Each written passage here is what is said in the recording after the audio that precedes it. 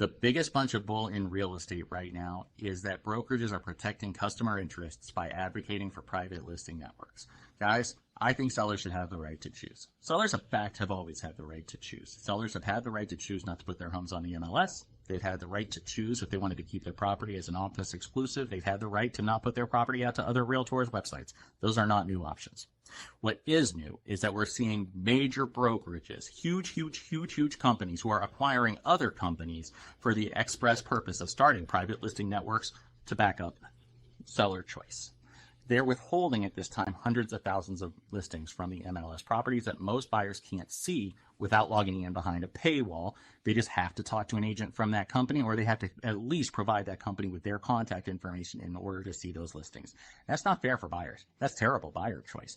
But the other thing that's happening that we're starting to see, and the reason why we're getting pushback now, is because we're seeing major third-party portals say they won't accept this. They're saying that if companies habitually put their properties into a private listing network, that they will withhold their ability to disseminate it on their own private company. If the listing is chosen to be withheld from them, that they'll just choose to continue to have it withheld from them for the life of the listing while that listing is at that particular brokerage.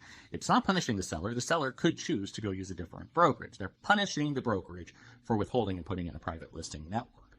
Now, here's the thing, is that the private listing network in itself is not an awful thing until it happens at scale.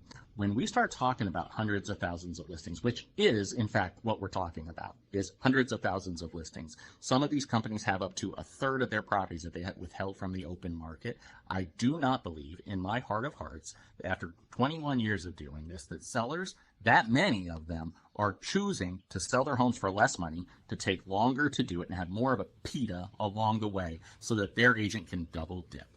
Guys, you gotta follow the money. Number one, and let me just say this outright, because this is the part where you're going to say, well, I'm a Zillow guy. I'm not a Zillow guy.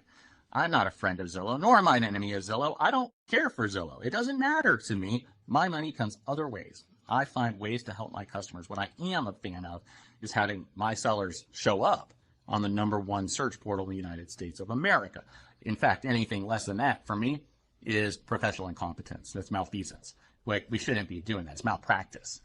If we're going to list properties and we want to sell them for as much money as we can, as fast as we can, and with the least amount of stress to the customer, which is good for everybody. It's better for the seller. It's better for the agent, better for the buyer. If we're able to do all those things, that all stems from exposure. So what I look at is the money, and I try to follow the money. So the major companies that are doing this are companies that charge a lot. They just do for their listings. And not only do they charge a lot, but because they've got them in private listing networks, they're able to hopefully double dip, which doesn't mean with the same agent. It just means with two agents from the same company, which doesn't even benefit the agent, the listing agent. I don't know about you, but my first priority is not the commission that the realtor receives. My #1 priority is to make sure that the needs of the seller are met. In fact, I think that's a big part of the fiduciary that we talk about a lot in real estate. I want to make sure that the seller is well taken care of. For the seller, it does mean selling for more money. It does mean selling faster, and it does mean selling with less stress. The companies that are doing this have millions and millions and millions of dollars in debt that they've got to settle because they're out there acquiring major companies and because they're racking up just huge debts to make this happen. And ask yourself, who's benefiting, really, from these private listing networks?